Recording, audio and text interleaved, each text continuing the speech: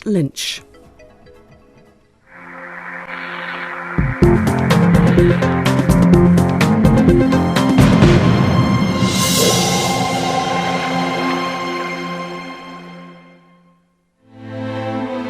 Jessica Lynch, an all-American icon of the war, captured by the Iraqis, saved for the nation in a daring helicopter rescue. This was a script made for Hollywood, made by the Pentagon. Some brave souls put their lives on the line to make this happen, loyal to a creed that they know, that they'll never leave a fallen comrade. But the Jessica Lynch story was not all it seemed. When they enter, they say, go, go, go, wait, wait, wait, wait, just like Hollywood movie, just like Hollywood films. Tonight we look at how the Allies used the media to spread their message, that the war in Iraq was worth fighting and was fought well. We got rockets coming in on us. Tom, we're under attack right now. How much of that message stood up to scrutiny? At the end of your stay in Doha, you would know absolutely nothing. This platform is not a platform for propaganda. This is a platform for truth.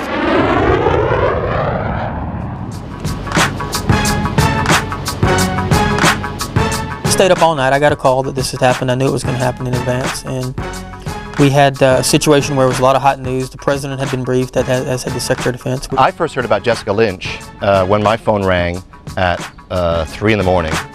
We alerted the press to get her for an announcement. They didn't know what was coming. We thought they'd caught Saddam Hussein or something like that. Coalition forces have conducted a successful rescue mission of a U.S. Army prisoner of war held captive in Iraq.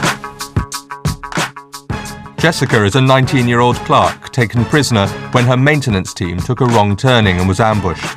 9 of her comrades were killed. Go, go, go, go, go, go. With Jessica's life in peril, a snatch squad was sent in to take her from her hospital bed in Nasiriyah. Go, go, go, go, go, go. They took fire on their way in and out of the building, a military video team capturing every step in the action. These pictures were rushed out for breakfast shows in America just when the news was bad and the talk was of a long, hard campaign. Saving Private Lynch, the dramatic rescue of a POW. It was a classic joint operation done by some of our nation's finest warriors who are dedicated to never leaving a comrade behind. At this point, she is safe. She's been retrieved. As to who was holding her, the regime was holding her. The story was a gift to a grateful media. There was barely a mention of Jessica's fallen comrades, whose bodies had been retrieved from shallow graves during the same mission. A bad story had become a good one. There are reports in the Washington Post today that Private Lynch fought valiantly, that she shot until she ran out of ammunition, shot several Iraqi soldiers, even though she herself had been wounded. Yes, Natalie, Private Ryan will be treated in Germany after being in the hands of the Iraqi regime for 10 days. Did he say Private Ryan? Oh, ma'am, I never questioned that she was never alive. I knew she was alive and well the whole time. Oh, it's just unbelievable what I really want to say to her. She's been missed and loved. Now we're told she had stab and bullet wounds. An Iraqi witness had told the Americans he had seen Jessica slapped in the hospital. Good afternoon. We are certainly grateful for the brilliant and courageous rescue of PFC Jessica Lynch, who was being held by Iraqi forces in what they called a hospital. That's the story as seen through American eyes. 2 weeks ago, we visited the scene of Jessica's rescue. Although Iraqi forces had occupied part of it, this was a hospital like any other. At the beginning, I received her in the casualty department from the Iraqi security department, which referred from the military hospital. This is one of the doctors who treated Jessica when she was brought here, still unconscious, by Iraqi soldiers. They put her in the only specialist bed they had. I examined her. I see her have broken arm and broken thigh with dislocated ankle. Then we do another examination. There is no shooting, no bullet inside her body, no stab wound, no another thing, merely as RTA, or road traffic accident. One story, two versions of the truth. The doctors say they operated on her to reset her plaster, the best treatment they could provide in the midst of war. We give her 3 bottles of blood. Yes, I give her 3. 2 of them are from the medical staff because there is no blood at this time. We consider Jessica not as a prisoner. We consider Jessica as one of our injured patients, one of Iraqi women which injured in the war. She was assigned one of only 2 nurses on the floor. She herself was asked about her treatment. I was like a mother to her, and she my daughter. We treated her well. The doctors told us that the day before the special forces swooped on the hospital, the Iraqi military had fled. Did the Americans know this? We found a man who saw an advance party land in the town. He says he was questioned by the team's translator. He said, "Where is Saddam Hospital?" I said, "In that direction." He said, "Are there any Fedayeen over there?" I said, "No, there aren't any. There is no force in there or anything." All the same, America's finest warriors descended on the building. We hear the noise of helicopter, the sound of helicopter, and I think that the helicopter land here on the grass. Like a film of Hollywood, they cry and go, go, go, shout, go, go, go, with guns and with the blanks, without bullet, blanks and sound of explosion and broken the door. We are very scary. We saw surprised at that time why they do this. There is no military, no Iraqi soldier in the hospital. But the Americans took no chances, restraining doctors and a patient who was handcuffed to this bed frame. And also the other hand, I don't know why they tied him. Why tied him? He cannot move. Why the American army tied him? There was one more twist. 2 days before the snatch squad arrived, the doctor had arranged to deliver Jessica to the Americans in an ambulance. Every time I want to go home, I want to go home. We told her, separately, secretly, in between I and she, I told her, I will try to escape you to American army, but I will do this very secretly because I lose my life. We put her in the ambulance with the driver and the worker of the hospital. Then we told him, go to American checkpoint. When he be near the American checkpoint, he shoot it by the American. So a tense encounter, but no Iraqi troops. The Americans almost killing their prize catch by mistake. But the story had already passed into folklore. They make a show for the American attack for the hospital. Action movies, like Sylvester Stallone or like Jackie Chan, doing jumping and with shouting, walking the door, with the photos. We asked the Pentagon to release the full videotape of the rescue, rather than its 5-minute edited version, to clear up any discrepancies. It declined. Was there any resistance as the forces were going in? I think that I will leave that story to be told in great detail when the time is right. What injuries did she sustain? Well, I'm not going to get into the specific injuries that she received. That's up to her and her doctors to discuss at the appropriate time. Doctors now say she has no memory of the whole episode, and probably never will. I understand that there's some conflicting information out there, and in due time, the full story will be told, I'm sure. There are facts and there is a message. George Bush and Tony Blair knew how vital it was to get the message right, to present the war and the case for war. This is how it worked. Talk up the dangers.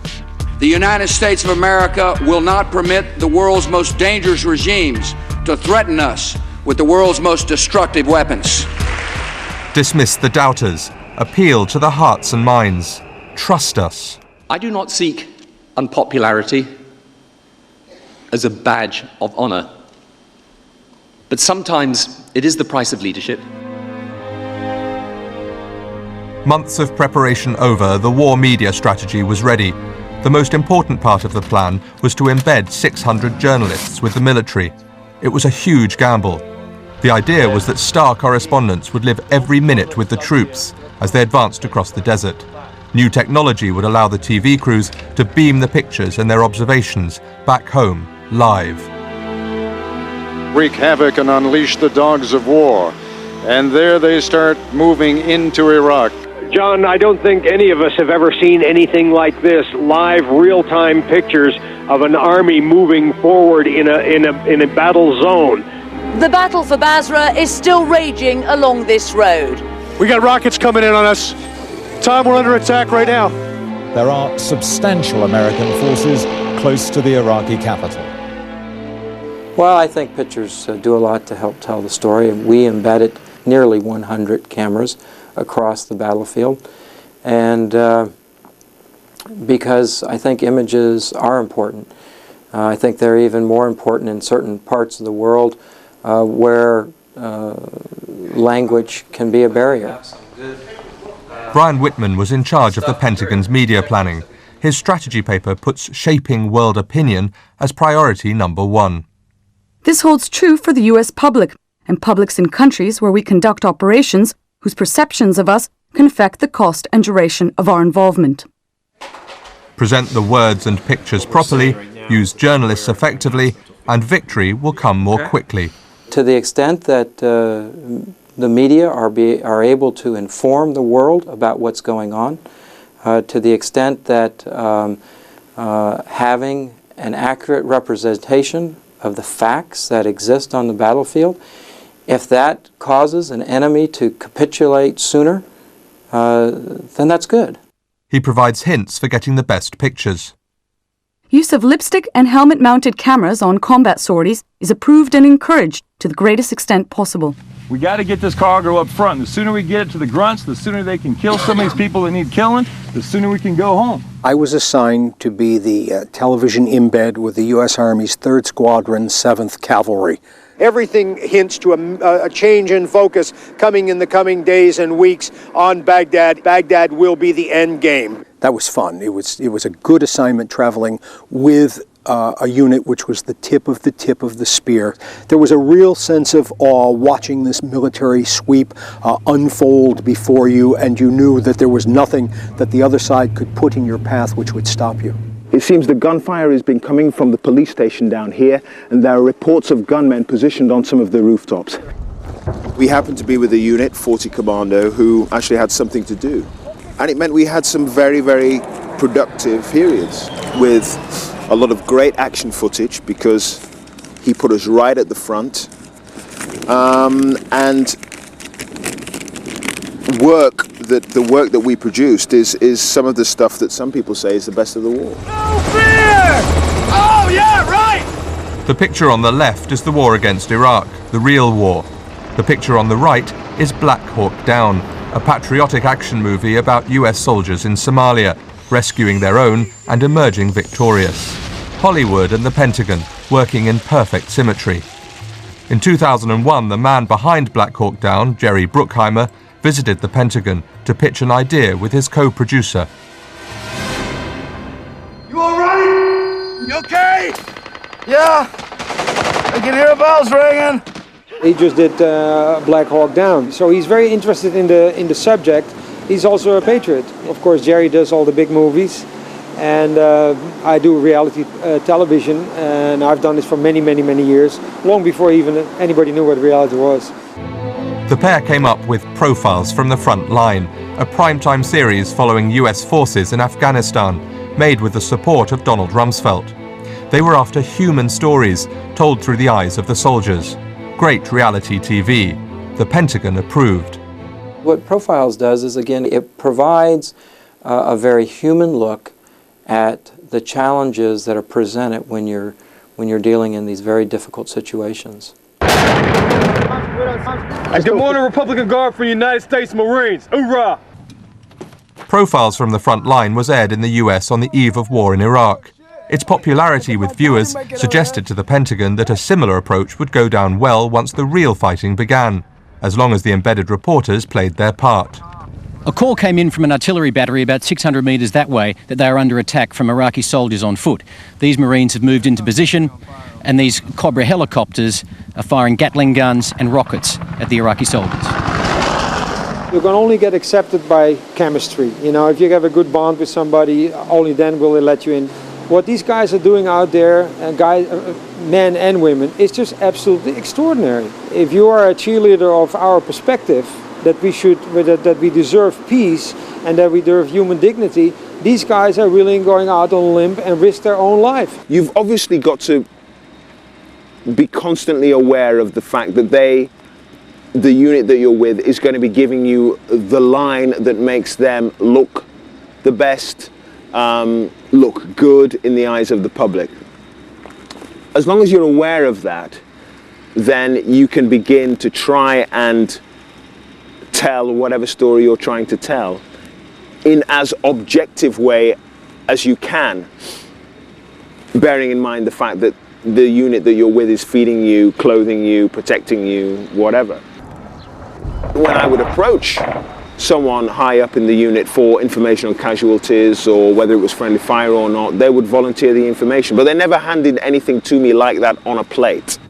Do I think we got too close to them? No. I have seen reporters who cover the White House over the years sleep with women in this president's White House and that president's White House.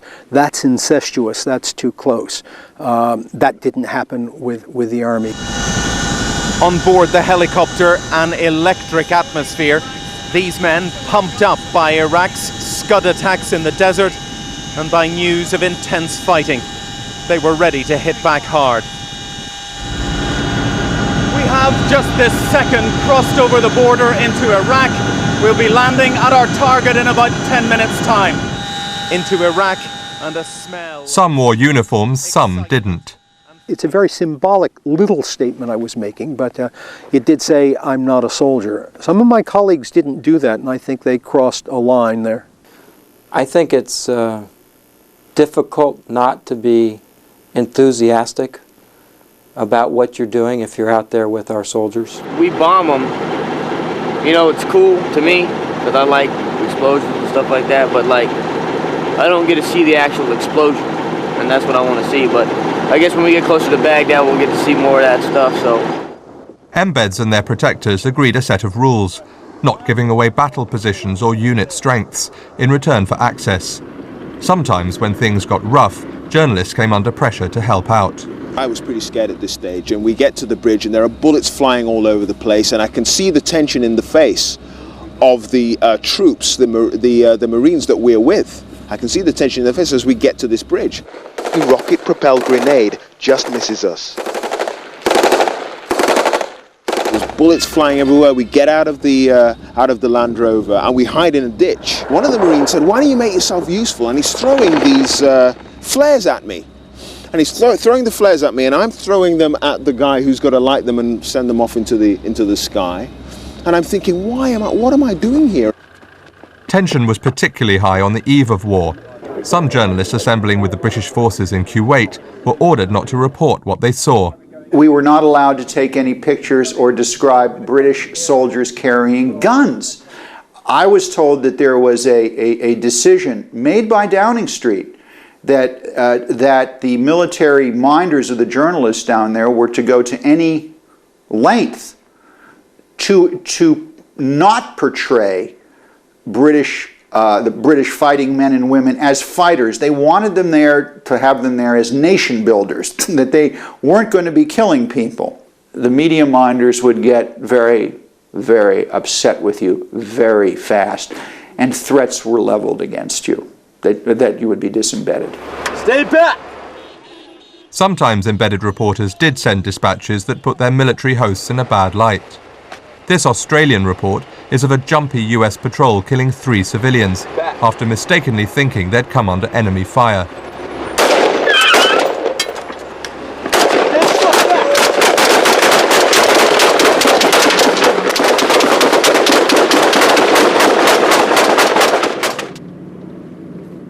When they needed to send out more positive images, they shot footage themselves and handed it to the networks. Iraqi soldiers surrendering. Message, the regime is crumbling. A friendly football match with the troops in Basra. Ordinary Iraqis are warming to us. A parachute drop in the north. Militarily insignificant, but good TV. Message, the advance is not bogged down. So stage one of the media campaign was to get up close and personal. Maximum imagery, minimum insight. This is not a media hype. This is not a media hype. This is not a media Stage two, CENTCOM, a shed in the desert. This was where the big picture was to be provided. Oh, I hear them arguing. It's said both ways, Harry. Qatar, Qatar, Qataris. CBS policy has decided Qatar. Minute out. Minute away. This was supposed to be the stage for the context, the explanation, the sifting of facts. The president says today is the moment of truth for the UN, his strongest indication yet that war may be just a few days away. More than 700 journalists arrive at Central Command, a series of prefabricated huts just past an industrial estate in Doha, capital of the Gulf state of Qatar. It had this moon feeling to it. In effect, everybody spent 12 or 14 or 16 hours a day in a warehouse. Their job is to report every word of the US and UK military, even though they're hundreds of miles away from the action. They're here to be drip-fed information. They're supposed to get the inside track, to help make sense of the reports the embeds send in from the front line. In reality, they spend their long days catching the news off TV, like viewers back home. The only window that you had into actually what was going on in the war were that there were a set of television monitors in front of the coffee bar, and you could lean against the coffee bar and look up at the monitors and see at least what Fox was telling you was going on in the war. The main event is the 2 p.m. press conference, officially the Freedom Briefing, time for breakfast shows back in the US. Each day begins with a film and slideshow presented by General Vincent Brooks, a man destined to become a household face. I have 2 weapon systems videos of recent engagements. Every day, the war is on track. Successes are dwelt on, setbacks glossed over. The coalition is up to the challenge, and more than ever, the outcome is not in doubt. I'm ready for your questions. This is mainly an American show. The favoured US networks receive the best seats. Allies next, then the rest. The spin doctors watch from the sidelines. On the left, Jim Wilkinson, the man from the White House. Next to him in civvies, Simon Wren, on a mission from Downing Street. Brits and Americans fighting the real battle and the media battle shoulder to shoulder. At least that's the plan. Can only be made by people on the ground. So I don't have anything else that I can give you in real detail on that, and I appreciate the question.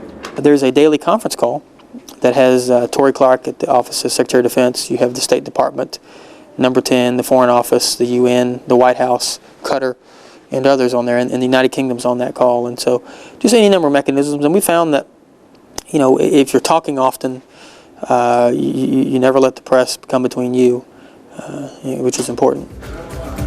The machine must be fed. Rolling news channels are hungry all the time. The idea is to coordinate the message across all time zones. It's a 24-hour news cycle. And so you start with the strategy of, if you're on the air, they're not. The genial frontman for the British journalists is Al Lockwood. He begins his day at the early morning briefing, where raw intelligence and overnight news are discussed. His job is to select what's useful. He's already had his fingers burnt. First day. First day. Very quickly, the first American interview who was asked. Said to me off camera afterwards, how long you reckon it's going to last? And I said, well, I'm not a betting man. And I made a glib remark, about 3 or 4 days. I was being flippant about, and bang, by the time I got back in the office, UK spokesman says, war will not last longer than 3 to 4 days. And I went, oh dear. Anyway, I went down to the headquarters, confessed to Air Marshal Burridge, said, I've just made a stupid mistake. I thought something was being, should have been, which was meant in jest, has been taken otherwise. So. Anyway, he said, well, you've learnt on day one. Are we sure yet whether Chemical Ali is dead or not? No, we know one of his bodyguards is gone. Basically what we're saying is it actually doesn't make any difference. He's gone one way or the other. Journalists and briefers, together. We have exactly the right number of forces. Rule number 1 of spin: keep off certain issues. Well served to approve. In the British back office, a list of troublesome subjects, what they quaintly call poo traps. Beware questions on faulty kit. Beware DU, depleted uranium.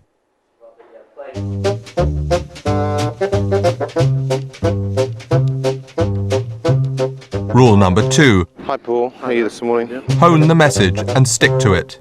We are not interested in Saddam Hussein per se. People are making a little too much of Saddam Hussein. Saddam Hussein is just one member of the regime. At the end of the day, when you try to make a news story out of whatever happens here, you still have to use their message track, the one thing they're going to answer to every single question, and it has gone on every single day. It's not Saddam Hussein who is the key target to end the war in Iraq. Thank you very much for that. Pleasure. Cheers, buddy. You've got an upstart woman there who wants to make a bloody name for herself within the television community by grilling an easy victim, which is a military officer. I refuse to be an easy victim. It takes little over a week for reporters to realise CENTCOM is not the plum posting that was promised. Facts and context are in short supply. Questions are rationed. Follow-ups are frowned on. Full answers are not forthcoming. I want to go back to no, I can't confirm that and won't confirm that. I think it would be unfair to speculate anything more than that. No one can ever predict exactly how battle will unfold. It's too early to be able to say exactly what happened at that site. We've seen a number of things that tell us that what meets the eye always is not necessarily what is true. What's going on is you're not even getting basic information that you need. As I said, they're not talking to us. They're talking to audience beyond us, and we're just conduit. Audience is in TV land, and we're in Never Never Land. Every day, every hour, whatever you knew had begun to degrade, and so you knew less and less, and somewhere at the end of your stay in Doha, you would know absolutely nothing. Real information, what there is of it, is usually given away from the podium and away from the cameras. Behind this pack of British reporters, number 10's Simon Wren is briefing a line. Other non-attributable lines during the war found their way into newspapers as fact. Saddam Hussein is dead. Tariq Aziz has defected. Military successes were briefed even before they happened. Coalition troops push deeper into Iraq. They say they're now halfway to Baghdad. Iraq's second city, Basra, is reported secured, but after fierce fighting... In fact, Basra fell 17 days later. As for Qasr, that seemed to fall every day. In the past half hour, we've heard that British and American troops have captured the Iraqi border town of Qasr. Cobra helicopter gunships hovered menacingly in the air, but their advance was slower than they'd been hoping for. Coalition forces did capture it and do control the port of Qasr.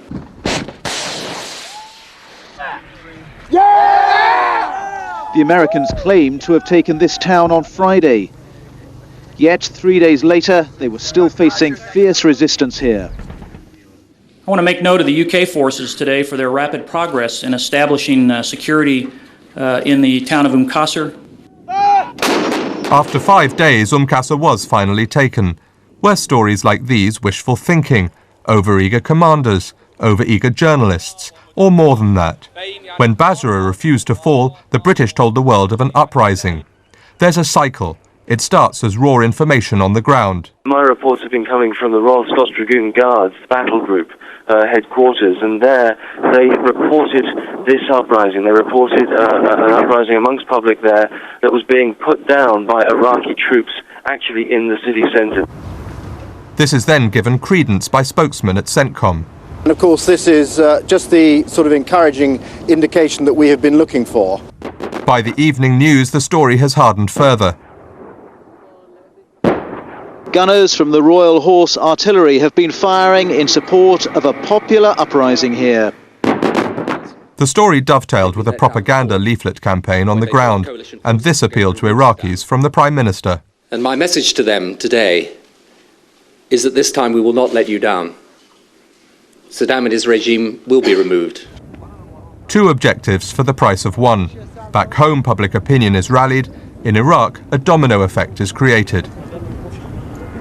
So if word comes out in CENTCOM that there's an uprising against Saddam's regime, well, certainly they can be thinking, planning, hoping that that information will be then picked up on, and it'll be, and then the local people will build on that, and the idea will become reality, even if it never existed in the first place. I think actually most people will have known that Qasr didn't fall when it was first suggested it had, and will have known there wasn't an uprising in Basra. So I think actually over a course of time, the way that people watch and listen and gather their information, they will have discovered what was true and what wasn't. Basra uprising, I believe still at this stage that something happened there, but it was seen as an uprising.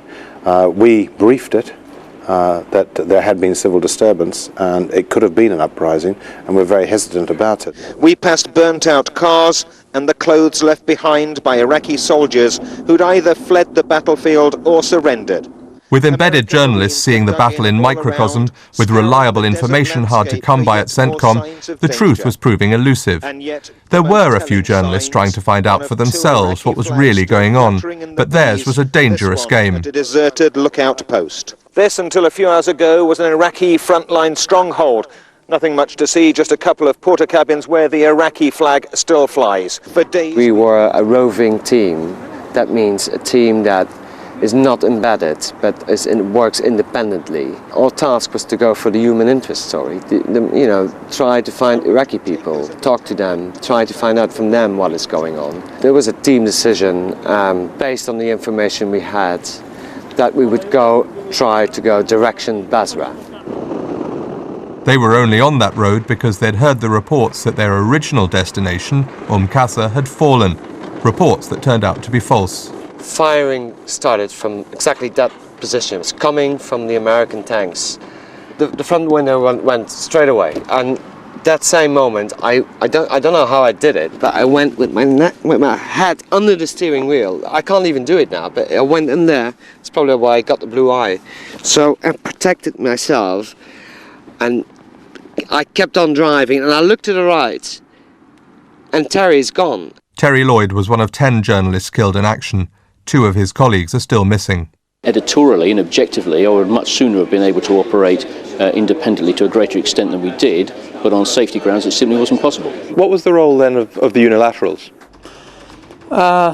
They were a pain in our rear a lot of times. Many of them were wounded, some killed. They would show up on the battle space despite our warnings. Coping with bad news stories is the toughest test of all. A street market in the Shab district of Baghdad. Unexplained explosions kill 14. People blame the Americans, not the sort of image Downing Street and the Pentagon had in mind. Journalists here had Iraqi minders and were outside the control of coalition media managers.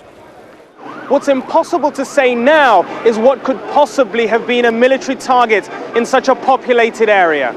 The story emerging on the ground points to a stray American missile attack on a day when sandstorms could have interfered with targeting. Many of the dead were working on cars in workshops. Survivors told us how they saw a plane and 2 impacts on either side of the road, consistent with an Allied attack. When the 2 rockets fell near here, someone who was working under his car was crushed and burned. And then there were 4 others. They died as well when their cars caught fire. Several people talked of hearing the aircraft. I'd heard a plane shortly before this. There was no doubt in my mind that the pieces of shrapnel, the equidistant craters, it was clearly an American or British aircraft which fired missiles into what in effect is a marketplace. An awkward moment for CENTCOM. It's on the defensive. It reacts slowly at first. Iraq is reporting today that there was a missile attack on a residential section of Baghdad that killed 14 civilians. Can you confirm that and tell us what went wrong? Well, first, I'm not aware of. I've heard this report that you're saying it's in the media right now. We don't have a report that corroborates that, and so I can't confirm it. Then a blanket denial. The Allies are not killing civilians. Another look at that British list of traps shows bombing accuracy and the market bombings at numbers 5 and 7. Many hundreds of civil Iraqians have been killed by coalition bombs. Well, do you think that it will help Iraqi people to believe you and to trust you, to believe that you are coming to emancipate them? Well, thank you for the question. First, I don't accept the premise of the question, which says that the civilians have been killed by coalition bombs. I just don't accept that. Some reporters at CENTCOM don't buy this line. When will you show us pictures of what happens when precision bombs don't go where they're supposed to, when they fail to hit their designated targets, or if they fail to go off at all? And if you don't, doesn't that expose you to the charge that this is more propaganda than truth? Next day, Brooks goes on the offensive. He coordinates a new message with London and Washington. It was the Iraqis who did it. They're also using very old stocks, we've discovered. And those stocks are not reliable, and missiles are going up and coming down. So we think it's entirely possible that this may have been, in fact, an Iraqi missile that either went up and came down, or, given the behaviors of the regime lately, it may have been a deliberate attack inside of town. The Allies still deny causing the deaths, but awkward questions about this and a second market bombing 2 days later, from where US missile parts were recovered, are left unanswered. 96214 AH. The British government cast doubt on the reliability of the journalists. It says any information that isn't official should be treated with suspicion. What is important about this is that all of us should look very sceptically at these kinds of reports, relying only on known and agreed facts. End of story. The lack of hard facts prompts some journalists to leave CENTCOM and one to rebel. On a more consistent basis. My final question, after which I was not allowed to ask any more questions, was the question that every reporter was asking, not just every day, but literally every minute, which is, why should we stay? What's the value to us for what we learn at this $1 million press center? I've gotten applause already. That's wonderful. I appreciate that. First, I would say it's your choice.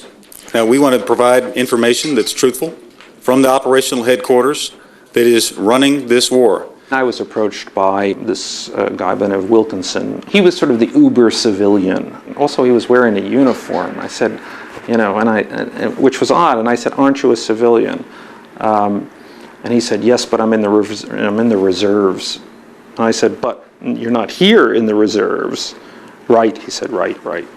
So I said, "So you're a kind of a paramilitary." So we got immediately off to the wrong foot. If we had not already been completely on the wrong foot, now we were. I'm a big boy, as they say in Texas. This ain't my first rodeo. And when reporters start signing my checks, then great. But General Frank signs my check, and I make news based on his terms. He said, "This is war, asshole." He said, "Don't around with things you don't understand." And then finally it was, "No more questions for you. Why don't you just go home?" Snapshots from the front line, media management at Central Command. This twin track was especially important to the coalition in its search for weapons of mass destruction. Any evidence would do, especially for Tony Blair, who time and again cited Saddam's arsenal as the main reason for going to war. The history of Saddam and weapons of mass destruction is not American or British propaganda. The history and the present threat are real. Journalists at CENTCOM are given vague lines about chemical weapons on an almost daily basis, without any sign of a smoking gun. Having chemical weapons. While it hasn't been found, we're reminded that because we haven't found it, it's still there. Wouldn't if it had happened by now, and since it hasn't happened, wouldn't it be reasonable for some people to conclude that they didn't have them or weren't willing to use them? Well, some might come to that conclusion. We don't. Well, they were desperate to find something that they could hail as evidence of Saddam's intention to hit us with weapons of mass destruction. After all, without that, the whole justification of the war started to fall apart. A paramilitary training facility. Embedded journalists, meanwhile, are led to any and every site that might contain suspicious substances. The allegation is instantly reported and beamed around the world. What did it suggest to you that the coalition forces were trying to do in getting those stories out? Well, you know, it could have been the journalists. They were embedded, as the term was, and they were eager to write a story, I suppose, and they were close to the event, so they would say, well, here may be something that's appetizing. And when they looked at it more closely, it turned out perhaps to be zero. Several weeks after the hostilities finished, and after they actually arrested the key players in Saddam's military apparatus, they still have not provided a credible weapon of mass destruction. And it becomes increasingly hard to believe that they are going to be able to find such a capacity. Does it matter anymore? Opinion polls in the US show the war was a success, even if weapons of mass destruction aren't found. Tony Blair is benefiting from the so-called Baghdad bounce. Those responsible for the media campaign are reflecting on a battle well fought. If some people didn't like the way we handled it, I think it was one part of just a plain case of too bad, and the second part of probably a little envy by some that they didn't get embedded, because the real superstars of this war were those media journalists who were embedded. Could you stand behind? The Brits at least tried to get on with the journalists. They might be satisfied with the overall presentation of the war, but they're furious about the Doha operation. So much so that Simon Wren, number 10's man in Doha, has written a confidential note to Alistair Campbell, complaining that the American briefers weren't up to the job. He described the Jessica Lynch presentation as embarrassing. He complained that for the first 3 days of the war, the Americans locked themselves in their offices. Having lost the first skirmish, they'd pretty much lost the war when it came to media support. And albeit things have got better and everything came to conclusion quite rapidly, to my feelings is that they lost their initial part of the campaign and they never got on the front foot again. The media advisor we had here was an expert in his field. His counterpart on the US side was evasive, was not around as much as he should have been when it came to talking to the media. And in reality, what happened was that you had two different styles of news media management, and I feel fortunate to have been part of the UK one. Qatar was never designed to be the font of all news. The font of all news was designed to be the front lines of their embeds, and it worked out. We couldn't be happier. Such wounds will heal. Washington and London now have a plan for future wars. As the Pentagon made clear, the perception of war affects its cost and duration. Now the media have their designated positions, close up in the front for action shots or tied up in the rear for the not-so-big picture.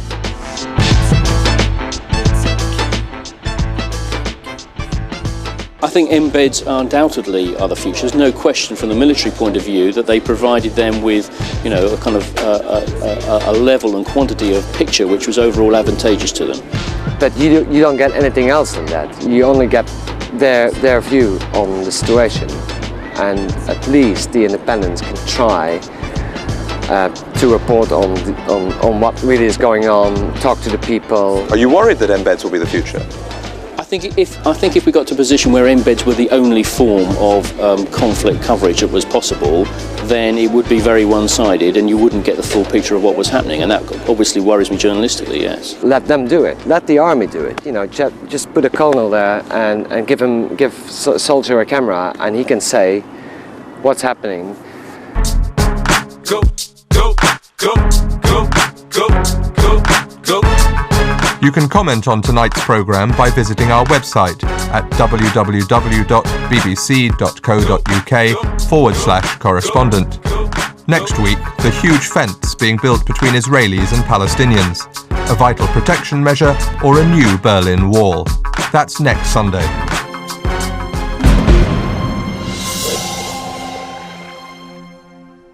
The kidnap of a US official sets the scene for a hypothetical crisis to be resolved by an influential cast, including Michael Portillo MP.